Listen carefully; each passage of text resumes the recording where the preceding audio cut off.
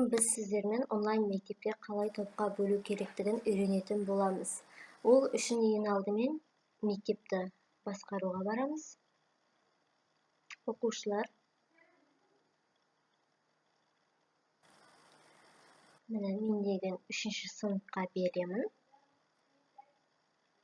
Көзді басамыз ең соңында тұрған әрекеттердің қасында. Басқасын топтар. Енді мына жерде мен тек орыс тілі тобын бөліп қойдым. Қазір біздер ағылшын тілін екі топқа бөлетін боламыз.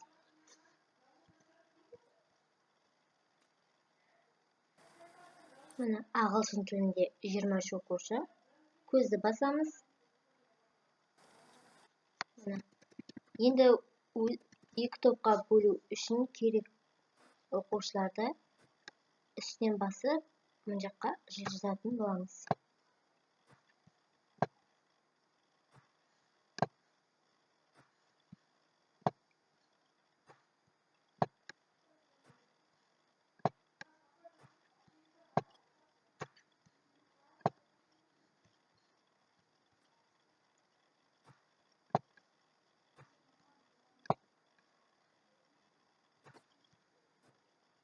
Міне біздер екі топқа бөлдік. Бөлген соң сақтауды басамыз.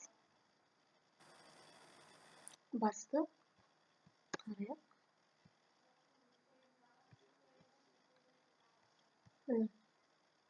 Біздің оқушыларымыз топқа бөлді. 11-де 12 болды.